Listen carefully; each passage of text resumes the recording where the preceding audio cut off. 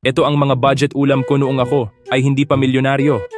Ang laki naman ng hotdog mo, Boss G. Hehehe, sabi nga ng mga chicks. Kayo ba mga viewers, gusto nyo bang makita ang malaki kong hotdog? Ako si hotdog. Ako ang ulam na sakalam. Paborito ng mga kabataan. Ako ang number 1. Hello po, pagbilang po ng 2 siomai rice. Sige, Japanese ba or original? Yung original lang po. Ako lagi nilang ino-order kasi hindi ka masarap. Ang sakit mo naman magsalita! Meron din naman mga may gusto sa akin!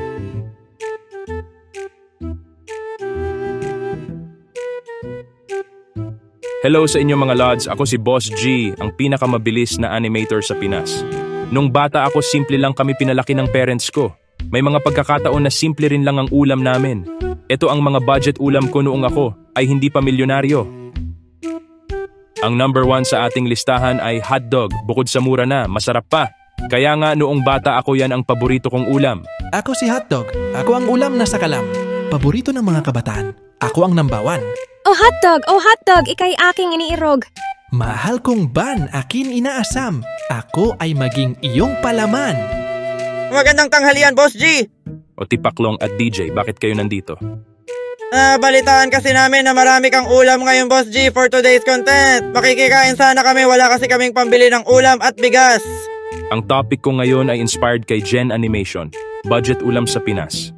Kung kahit ito hindi nyo mabili, isa kayong tunay na brokey. Magsikap kayo, mag-upskill at mag-ipon para umunlad ang inyong buhay. Para makabili man lang kayo kahit ng budget na mga ulam. Magandang tanghalian, Boss G. Marami ka daw pagkain ngayon for today's content. Pwede ba kami makikain? Mas maganda pa kayo sa tanghalian. Pwedeng-pwede. Life mission ko pakainin ang magagandang mga chicks. Ang laki naman ng hotdog mo, Boss G. Hehehe, sabi nga ng mga chicks.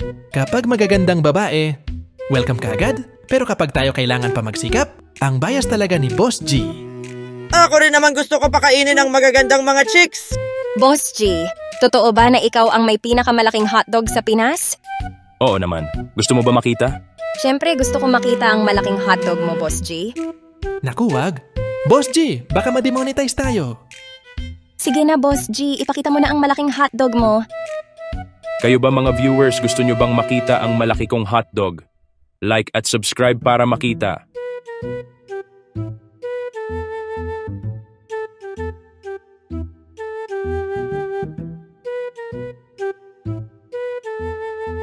Ito ang pinakamalaking hotdog sa Pinas.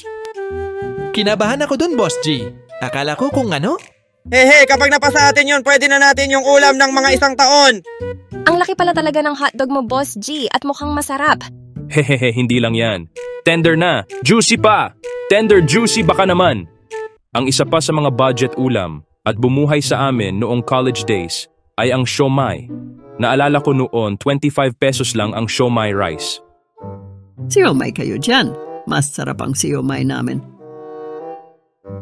Isipin nyo sa halagang 25 pesos.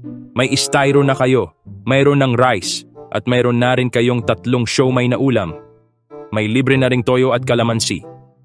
Swak na swak sa budget, lalo ng mga college students na nagtitipid. Pwedeng kainin sa park o kaya ay i-take out sa dorm.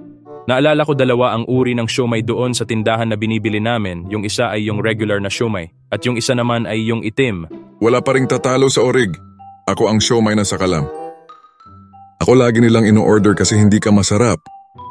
Ang sakit mo naman magsalita! Meron din naman mga may gusto sa akin! Hehehe, walang gustong kumain sa'yo. Kaya nga ako lagi ino-order mapabata o mapachicks.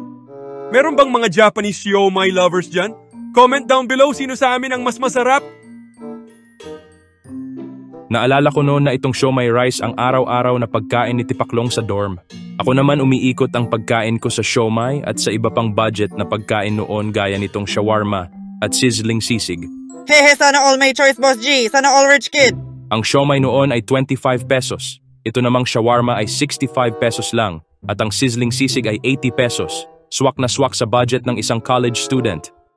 Mahal pa rin yan para sa akin lahat, Boss G. Ano pa ba aasahan mo kay Boss G? Isa yang milyonaryo, syempre out of touch yan sa realidad gaya ng maraming politiko ngayon na sinasabing sapat na ang 18 pesos para sa isang pagkain sa isang araw. Naalala ko pa noon, binasted ako ng isang nililigawan ko dahil sa siomai rice.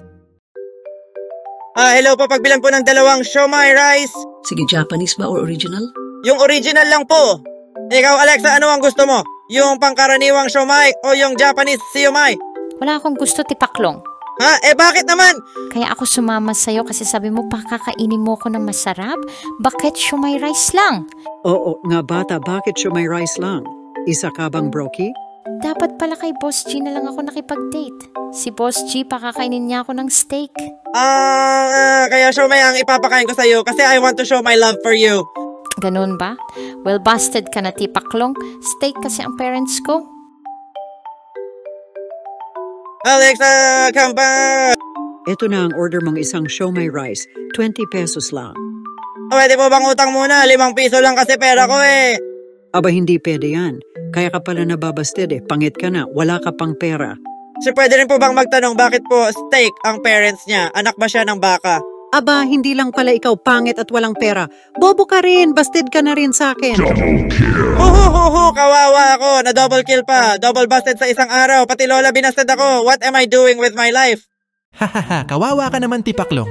Busted ka palagi. Parehas lang naman tayo, DJ. At least ako nanliligaw, ikaw torpe. Magsitigil na nga kayo. Pareho lang naman kayong pangit. Busted kayo sa akin pag niligawan niyo ko. Oo nga, buti pa Boss G. Kumain na tayo. Mukhang masarap yung mga pagkain mo sa harap ah. Budget food pa rin ba yan? Siyempre hindi na. Meron tayo ditong Wagyu beef steak, caviar at perelengsem gechik salad. Hanggang dito na lang ang ating video. Kayo anong ulam nyo? Comment down below. Like at subscribe. Ang hindi mag-subscribe habang buhay na siomai rice ang magiging pagkain. Ako si Boss G na nagiiwan sa inyo ng mahalagang mensahe. Laban lang para sa inyong mga pangarap.